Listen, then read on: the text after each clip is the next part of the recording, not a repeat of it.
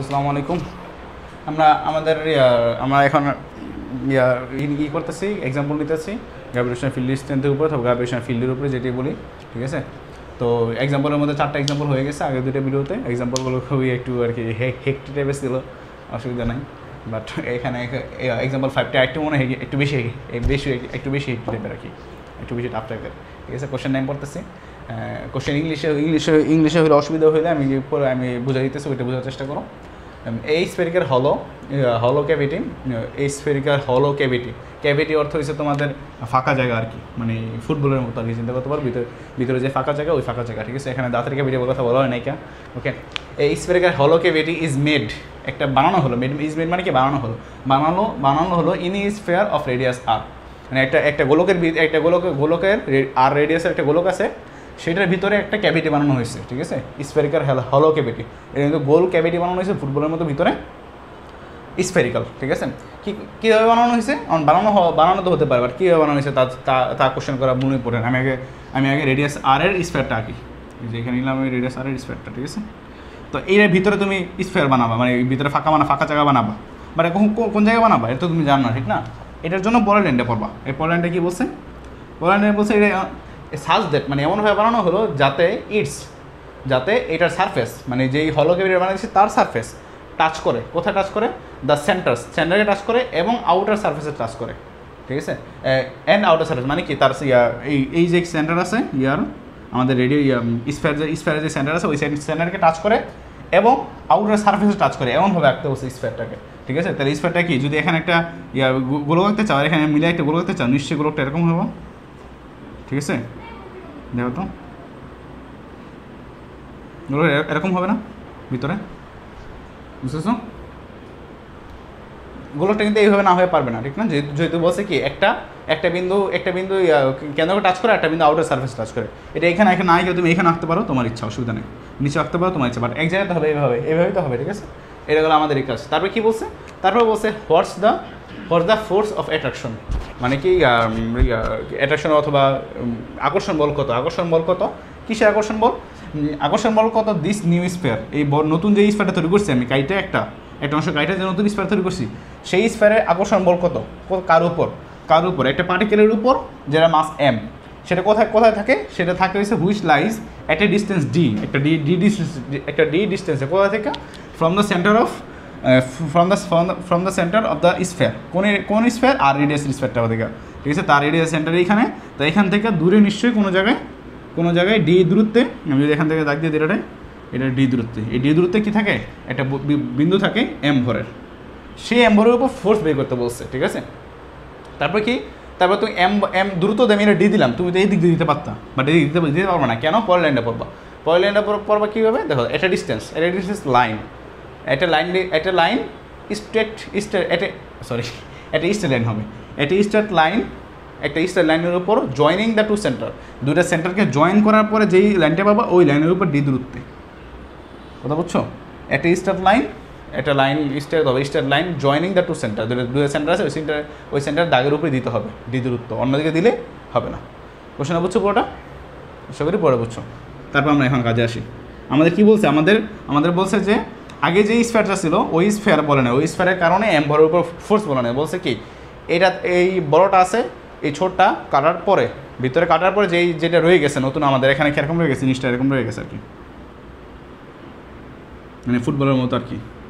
ভিতরে এটা ফুটবলের মতো ফাঁকা জায়গা রয়েছে, এই ফাঁকা জায়গার কারণে ওই এমভরের উপর কী ফোর্স ক্রিয়া হয় তা বের করতে বলছে, আর কিছু না। এখন এটা কীভাবে করবো বলো? এখন চিন্তা করে দেখো, এখন যদি আমরা আলাদাভাবে এই স্ফেয়ারের জন্য যদি আমি চাই, এখান থেকে ফোর্স চাই, তাহলে কিন্তু এটা কোনো সুষম বস্তু না। আমরা আবার ইন্টিগ্রেশনে সহজে এখানে লাগানো যাবে না, ঠিক না।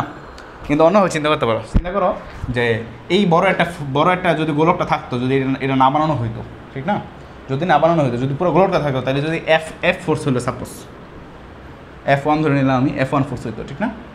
আর ছোটো যদি এই ফাঁকা জায়গায় থাকতো একটা জিনিস, ফাঁকা জায়গায় মনে একটা ভর থাকতো, তবে কি ধরে নিলাম F2 ফোর্স হইতো, ঠিক আছে। তাহলে নতুন যে এখন ফোর্সটা আছে, যে নতুন যে ভরটা আছে, এই ভরটার জন্য ফোর্সটা কী হবে? যেহেতু লাইন একই কেন্দ্রবিন্দুতে, এক লাইনের উপরে কেন্দ্রবিন্দু অবস্থিত, তাহলে কি F1 - F2 হওয়ার কথা না? কারণ কি বড় স্ফিয়ারটার জন্য ফোর্স কি হতো এদিকে না F1, যদি ছোটো স্ফিয়ারের ভিতরে কিছু থাকতো সেটার জন্য কি F2 সেম এদিকে হইতো না। বাট এবার কি এই ভিতরে আছে কিন্তু কোনো F আছে, কোনো M ভিতরে বা কোনো ভর আছে ভিতরে, তাহলে F2টা বাদ যাবে না জাস্ট না খালি, বুঝলেন কথা? তুমি একটা বড় স্ফিয়ারের জন্য বড় স্ফিয়ারের জন্য যে এই বিন্দুতে ফোর্স বের করতে আসছে বড় একটা মান, ঠিক আছে, বাট এটা দরকার নেই তোমার দরকার ছিল কি এই গ্যাপটা বাদে। তো এই গ্যাপের জন্য যে ফোর্সটা ওই ফোর্সটা বাদ দিলে তো হয়ে যাবে না আমার ফোর্সটা, এটাই বলছে আর কিছু না, ঠিক আছে।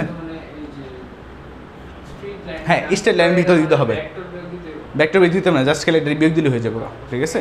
যেহেতু তোমারটা স্ট্রেট লাইনে এই জন্য বিয়োগ দিলে হয়ে যাবে, কোনো ভেক্টর বিয়োগ লাগবে না। আমরা ভেক্টর বিয়োগের পরে ম্যাথ করবো না, ঠিক আছে, দেখবো ওই দিকে আরও ব্যাচ আছে, ওকে। তো এটা গেলে কি একদম পুরো কি মানে ইজি আর কি ভাবনা, ঠিক না। এটা কি F এর সমান হবে যে F আমাদের দরকার ছিল সামেশন অফ F, ঠিক না। অন F1 কি F1 হচ্ছে আমাদের বড় যদি গোলকটা থাকতো তার জন্য ফোর্স নাকি, মানে বড় গোলকটার ভর কত বলছি আমি, কোথায় বলছি বলি নাকি নাকি, আচ্ছা বড় ভর M ধরে নাও, বড় হাতের M ধরে নাও, ঠিক আছে, ওকে। তা বড়গুলোকে ভর F1 তাহলে কী হবে GM1 ডিভাইড কত এই ডি দূরত্ব D² নাকি এটা তো মনে আছে যে স্ফিয়ারের কারণে অন্য একটা বিন্দুতে কত ফোর্সের সূত্র কী এটা তো মনে আছে, ঠিক আছে। মানে আমাদের তো GM ছোটো হাতের M হবে, এটা জি এর সূত্র ছিল এরকম, জি এর সূত্র ছিল M বাদে, ঠিক না। বাট যদি আমি F বসাই দিই তো যদি F বের করি F গেলে কী হবে ছোটো হাতের M × G না, তো M গুণ হয়ে যাবে না এখানে, বুঝলেন, ঠিক আছে। ছোটো হাতের M বসাইছিলাম এখানে বোর্ডটা, ওকে। তাহলে FGM ডিভাইড বাই D², ঠিক আছে, এটা তো ইজি পাই ফেললাম। বাট এটা F1, F2 কি F2 হয়েছে M × G2, এটা যদি G1 ধরি G2 বের করতে হবে আমাদের। G2 চিন্তা করো, G2 কিন্তু এই ছোটো অংশটার জন্য ভর, ছোটো অংশটার জন্য আর কি ইয়াটা কী বলে গ্র্যাভিটেশনাল ফিল্ড ডিসটেন্স, ছোটো অংশটার জন্য এই বিন্দুতে গ্র্যাভিটেশনাল ফিল্ড ডিসটেন্স, ঠিক না। তাহলে কি আমার এই কেন্দ্র থেকে দূরত্বটা লাগবে না, এত দূরত্ব লাগবে না, আমার এটি দিয়ে দেওয়া হবে কোনো দিয়ে কিন্তু হবে না, ঠিক আছে, চিন্তা করো। তো এই এতারও কিন্তু বিদ্যুৎ হবে, এতারও জিনিস কিন্তু বিদ্যুৎ হবে আমাদেরকে এই ডি থেকে। সাপোজ আমি এটা ধরে নিলাম ওয়াই, তাহলে এখানে F2 কী হবে, F2 গেলে হবে MG ডিভাইড বাই Y², আর ছোটো হাতের M তো আসেই, আর এখানে কিন্তু বড় হাতের M বসবে, এখানে তো বড় হাতের M বসবে, এখানে কিন্তু এই ক্যাপিটাল যে ভর হওয়ার কথা তা বসবে, ক্যাপিটাল ভর M ধরে নিলাম M প্রাইম, তাই কিন্তু GM prime × M divide by Y²। দেখো তো এটা ইকুয়াল টু কি ওয়াই কত পাইতেছি, এই দেখো এটা এখান থেকে এতটুকু আর ছিল না, এই পুরোটা আর ছিল না, যে যদি চিন্তা করো পুরোটা আর ছিল না, তাহলে অর্ধেক কী হবে R/2 হবে না, তাহলে ওয়াই ইকুয়াল টু কী হবে D - R/2 না, বুঝতেছো।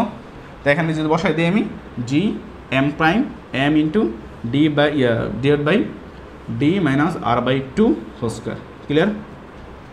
আমাদের সব কাজ হয়ে গেছে, জাস্ট M প্রাইমটা বের করে রয়ে গেছে নাকি, এখন M প্রাইমটা বের করবো, M প্রাইম বের করা পালা, তোমার এটা পুরো তোলো, তারপর আমি M প্রাইম বের করে দেখা গেছে।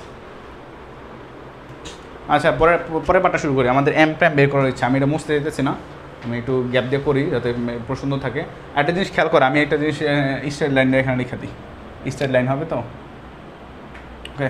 আর এই বড়গুলোটা যে ছিল এটা কিন্তু ইউনিফর্ম, ঠিক আছে, ইউনিফর্ম মানে সব দিকে ঘনত্ব সমান, এটা কিন্তু বলে দেওয়া উচিত ছিল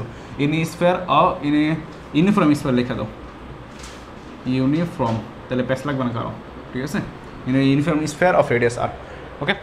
তো জিনিসটা হচ্ছে আমাদের এই ছোটো গোলকটার আমার ভর বের করা উচিত, ঠিক না, M প্রাইম। তো M প্রাইম কী হবে আমাদের, এখানে কিন্তু ঘনত্ব সব দিক দিয়ে সমান, ঠিক না।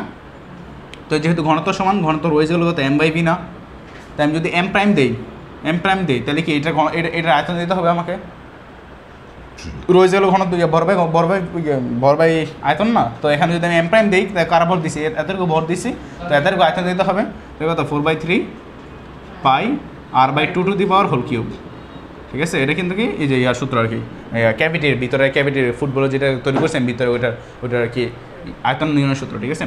তো এখানে কি 2 কিউব মানে 8 হয়ে যাবো, তো 8টা এর নিচে থাকলে 4/2 হয়ে যাবো, ঠিক না, 4 ভাগ দিলে 2 হয়ে যাবো, আর 2 আর 3 গুণ দিয়ে কি হয়ে যাবে 6 হয়ে যাবে, 6টা উপরে গেলে, ঠিক আছে। তো আমাদের কিন্তু M প্রাইম দরকার, ঠিক আছে। তাই আমি M প্রাইম যদি এই পাশে রাখি, M প্রাইম গেলে কী হবে rho into pi R³ divide by কত 6 নাকি, বুঝতেছো।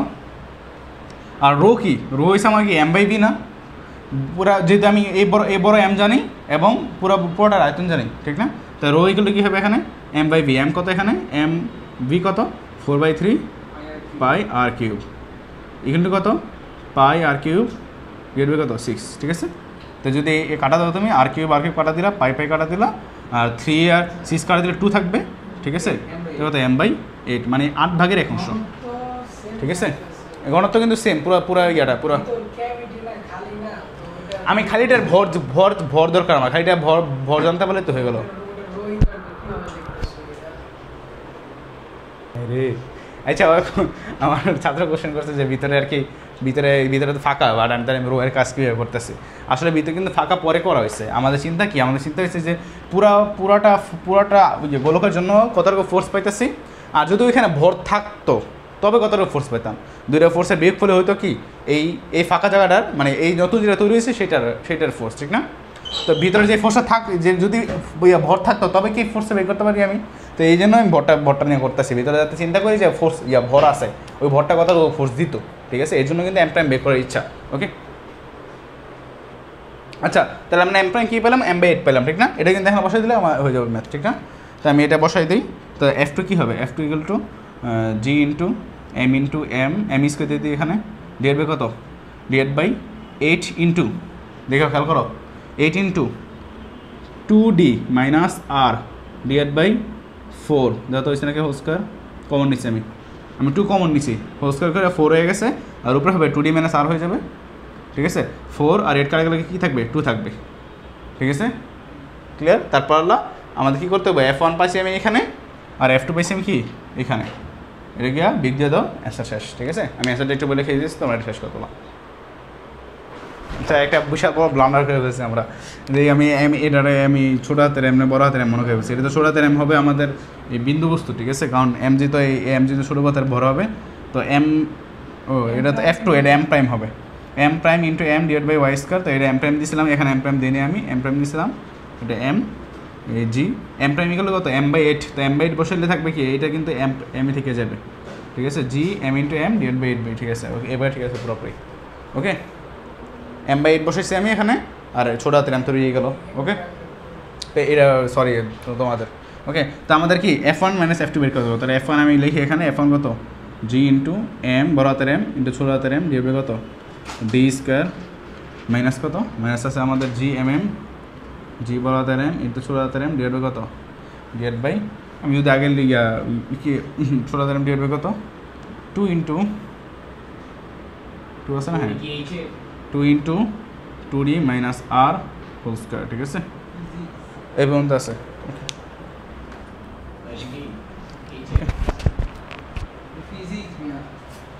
দেখো শেষ করো।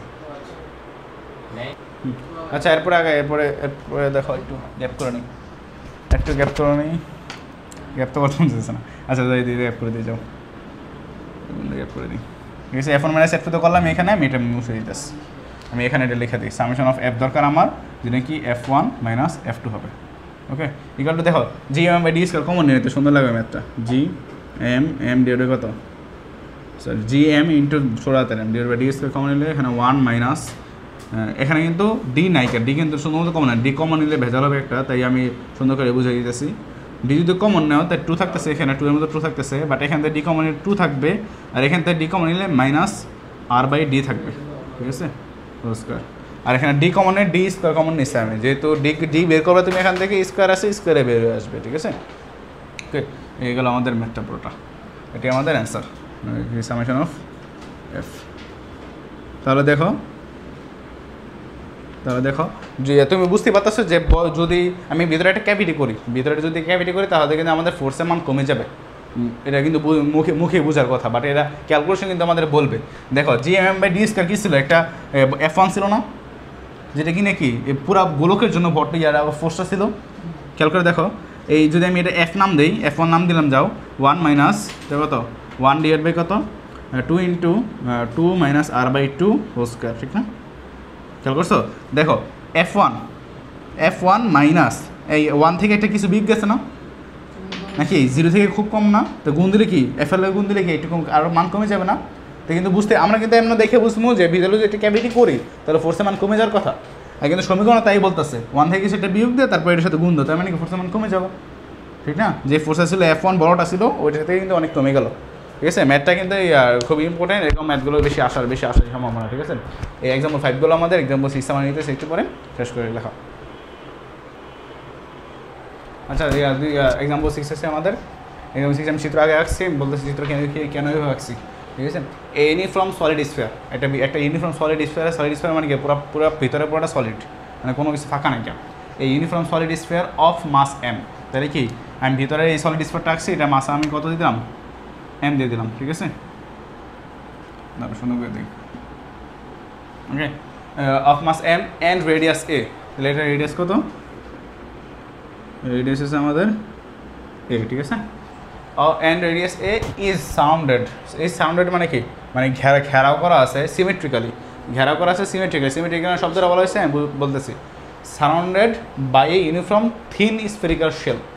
বা এই ইউনিফর্ম মানে কি ঘনত্ব সব দিকে সমান, থিন মানে কি পাতলা, স্ফেরিক্যাল মানে কি গোলকীয় আকার, বা ফুটবলের মতো, ফুটবলের পাতলা স্তর আছে না, এরকম চিন্তা করতে পারো। ওরকম ভিতরে আরেকটা ছোটো একটা গোলাকার বস্তু আছে মনে করো, ওটা পুরো সলিড। তো এরকমভাবে ফুটবলের ভিতরে একটা গোলাকার বস্তু আছে, ঠিক আছে। তো thin spherical shell of equal mass, মানে কি যেই স্ফেরিক্যাল শেলটা আছে আমাদের, যে এরকম ঘনত্ব আমি দিয়ে দিলাম, মানে এর যে ভর আছে যে আমি দাগ দিয়ে বুঝিয়ে দিলাম। তো এটা ভর কত, এটা ভর এই সেম এম মাসে, যদিও বড়, তারপরে এটা মাস এম, এবং রেডিয়াস আছে 2a। তাহলে কেন্দ্র থেকে তার রেডিয়াস কত, 2a, ঠিক আছে। দ্বিগুণ আর কি, ওইটার দ্বিগুণ। তো চিত্র হয়েছে নাকি জানি না, যথেষ্ট হওয়ার কথা। যে fine gravitational field distance, gravitational field distance, কিন্তু ফোর্সের কথা বলে নাই। ফোর্সের কথা বলে কিন্তু কোনো পার্টিকেল এম মাস দিয়ে দিত তারা, ঠিক না। তো এখানে কি বলছে, ফিল্ড ডিসটেন্স বের করো। ফিল্ড ডিসটেন্স কিন্তু কি 1 কেজি ভরের জন্য, এর জন্য পার্টিকেল লাগে না। তো ফিল্ড ডিসটেন্স বের করো, একটা ডিস্টেন্স, কোন ডিস্টেন্সে, 1 নাম্বার হাফ যখন a/2 আছে তখন, 2 নাম্বার যখন 5a/2 আছে, 3 নাম্বার তিনি ফ্রম দ্য সেন্টার, কোথা থেকে, সেন্টার থেকে। এখন কথা হয়েছে কেন আমি এটা মাঝখানে এত সুন্দরভাবে আঁকলাম। দেখো সিমেট্রিক্যাল শব্দ দ্বারা কী বোঝানো হয়েছে, যদি সাপোজ মনে করো ভিতরে গোলকটা এখানে আছে, ঠিক আছে। তো মনে করো তুমি তোমার আঁকার ইচ্ছে হলে এইভাবে, তুমি যেভাবে আঁকলা, ওকে, ভেজাল না এটা। আরেকজন আঁকলো মনে করো এইভাবে না, আরেকজন এই গোলকটা জায়গা দিলে এইখানে, ঠিক আছে, পুরো মাঝখানে না, তাই ভেজাল না। এই জন্য বলছি সিমেট্রিক্যাল, চারদিকটা পুরো সিমেট্রি আছে। তো এই জন্য এই দিকটা কাটো, এটা দেখো কি এপাশে সিমেট্রি, এদিক কাটো এপাশে সিমেট্রি, মানে মাঝখান বরাবর কাটো আর কি, এটা দেখ দিয়েছে দিকটা, এই দিকটা কাটো কি সিমেট্রি আছে, ঠিক আছে।